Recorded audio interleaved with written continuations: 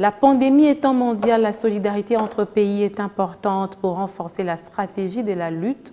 Les Africains l'ont compris. L'Union africaine, à travers son Centre africain de contrôle des malades, a déployé 38 experts de santé de la RDC vers 4 destinations dans le continent.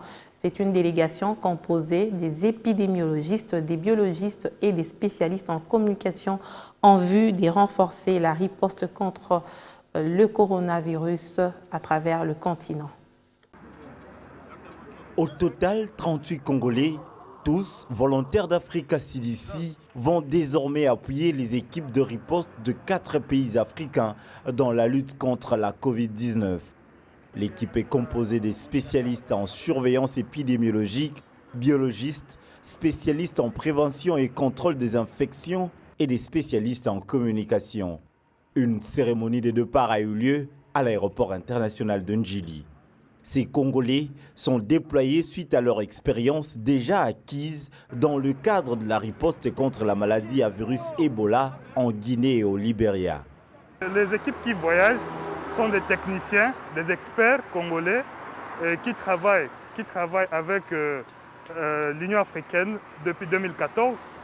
Ils ont été formés par le professionnel de santé ici à Kinshasa, déployés en 2014 en Guinée et Libéria, en Afrique de l'Ouest.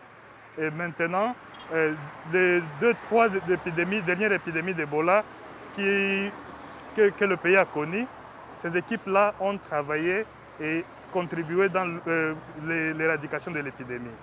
Et comme j'avais dit, il y a une équipe qui doit rester toujours ici et une équipe noyau pour continuer à assister le gouvernement congolais. Donc on n'a pas abandonné le pays.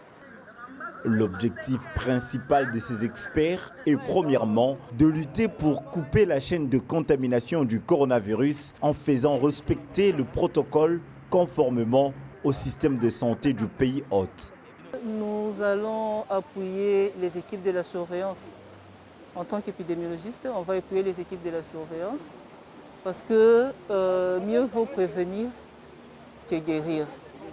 Avec les équipes de la surveillance, nous serons dans la communauté pour une détection précoce des cas.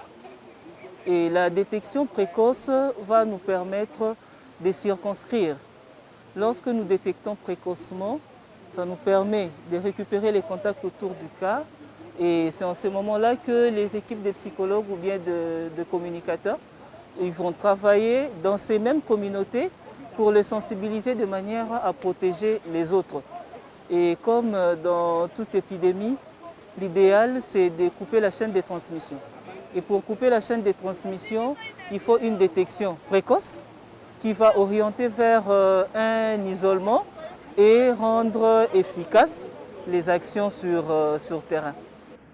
Outre les mesures barrières édictées, les experts de l'Union africaine doivent également convaincre les populations des pays hôtes sur l'existence de cette maladie. Ici, le message le plus important, c'est dire d'abord à la communauté, bien à la population, d'accepter que la maladie existe. Cette acceptation-là va déclencher toutes les mesures barrières qui seront mises en place. Mais le plus important de tout ça, c'est la collaboration de la communauté, parce que nous disons, les épidémies ou des pandémies commencent dans la communauté et doivent se terminer avec la communauté. Une fois que la communauté prendra conscience de ces dangers et accepte que c'est une réalité, et ça va faciliter les équipes de terrain pour mieux faire leur travail et arrêter cette pandémie. Déjà, plus d'une centaine de volontaires ont été déployés en Afrique par le Centre africain de contrôle et prévention des maladies pour soutenir la riposte contre la pandémie de coronavirus qui a déjà fait plus de 88 000 cas confirmés à travers le continent.